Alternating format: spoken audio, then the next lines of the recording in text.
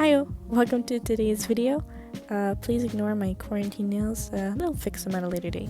Recently I was gifted the brush set of the 120 Ohuhu markers, and I am so excited to try them out. So let's get to it. Came with a swatch paper of all the markers. I'm actually going to swatch them out on paper still just to test them out and see how they apply on a piece of cardstock. These delicious, beautiful markers. I'm going to test them out on this paper and see how they hold up. I start by swatching out to see how pigment the colors are, and then comparing the cap color to what is applied on the paper. And to be honest, they're pretty close, I do have to say. And I test the brush side and the chisel side to see how they work, and honestly, they are the smoothest, most beautiful markers to work with. And yeah, 120 of these, I realized that swatching this was going to take forever.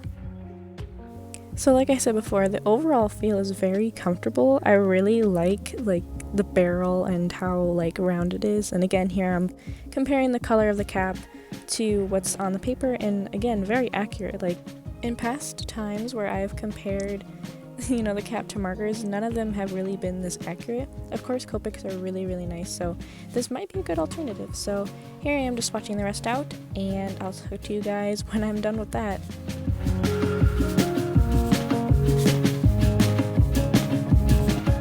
So I decided to take a look about how bad the bleed through was going to be, but in actuality I was pretty surprised that on a piece of cardstock it wasn't too bad.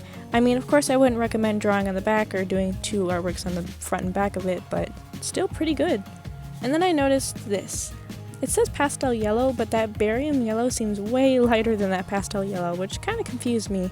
So, I mean, who knows?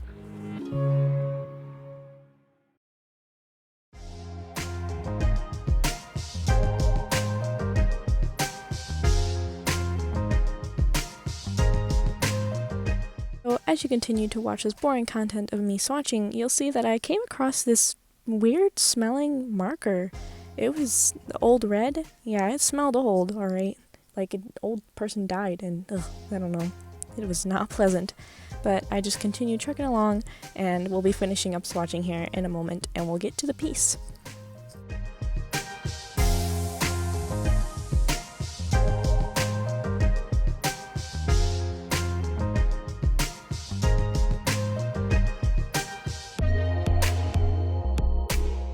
Overall, the variety of color was really impressive, and I was so happy and pleased to see all these different versions of browns and yellows and reds in different tones, and I was so excited to be working with them on this piece.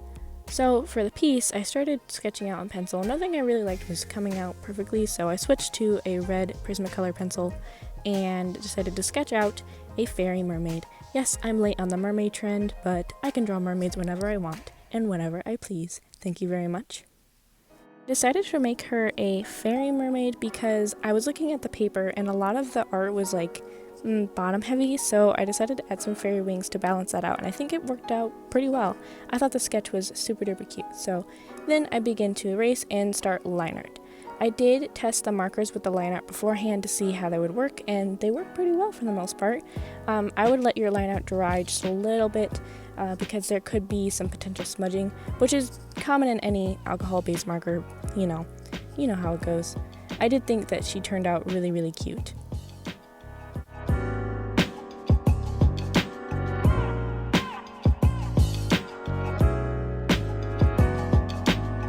This hair is probably my favorite hair to draw. It's so puffy and pretty easy to draw. I don't know, it's so satisfying. So I added some frizzes, and then I decided to add a little starfish beret in her hair. And I think that really just made the look, and it looks so cute. So I'm really happy about that. For the line art, when it came to more transparent type of material, like her fins and her wings and different parts on the top where her fins are too, I put a breaking effect to show that it wasn't completely solid line art and it wasn't completely a solid color. So I decided to add that breaking effect to really give it a transparent type of look. And then I added some little sparkles of a little fairy magic and then did the background at the bottom, which you can barely see. Sorry guys.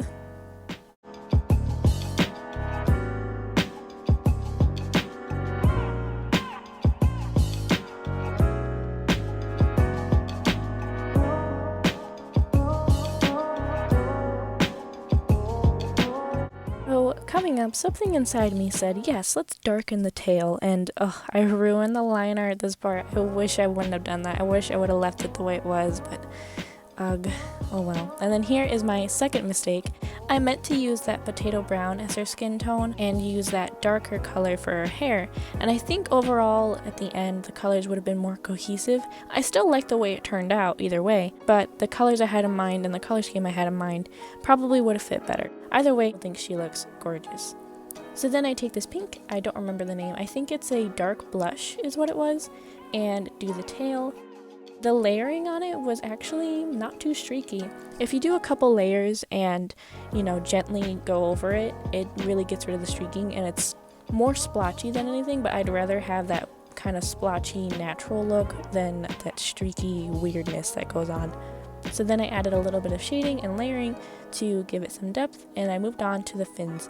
I don't remember what color I used here, but I decided to make sure that these were looking pretty transparent, so I did go over them with that pink again to make it look like it was transparent, and then for that contrast color I got this really, really light blue and added it everywhere to like the scenery, the background, her top, and then a little bit on the starfish beret.